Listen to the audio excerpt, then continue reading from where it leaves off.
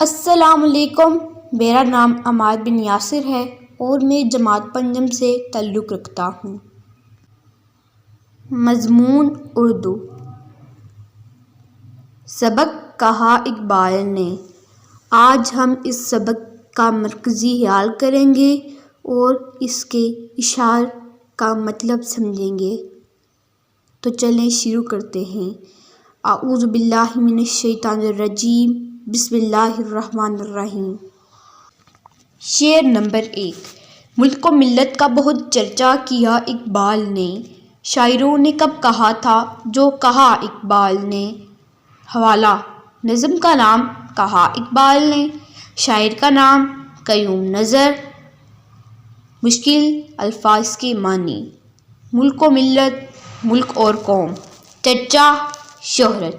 مفہوم: علامہ اقبال کی شاعری میں ملک اور قوم کا جو تصور ملتا ہے وہ باقی شاعروں کی شاعری میں نہیں ملتا۔ شعر نمبر 2۔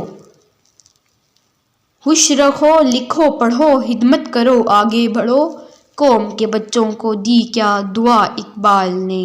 حوالہ: نظم کا نام کہا اقبال نے، شاعر کا نام قیوم نظر۔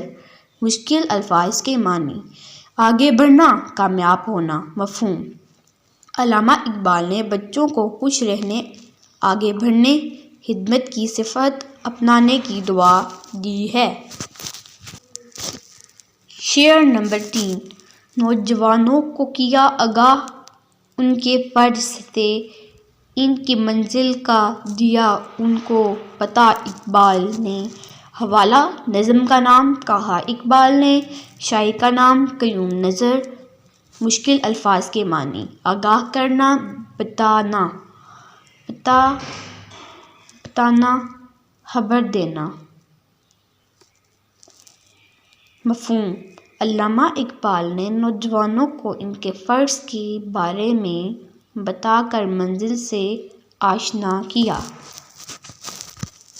شعر نمبر 4۔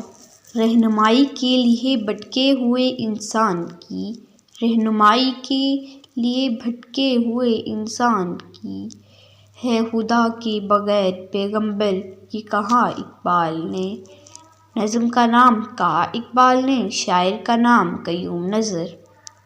مشکل الفاظ کے معنی: بھٹکے ہوئے، گمراہ، پیغمبر، رسول۔ مفہوم: اللہ بھٹکے ہوئے انسانوں کو پیغمبر کے ذریعے ہدایت دیتا ہے۔ اس نظم کا مرکزی خیال۔ اس نظم کا مرکزی خیال یہ ہے کہ علامہ اقبال نے اپنی شاعری کے ذریعے مسلمانوں کی قوم کو بیدار کیا، ان کے لیے ایک الگ ملک کا تصور پیش کیا اور ان کو اپنے فرائض سے آگاہ کیا۔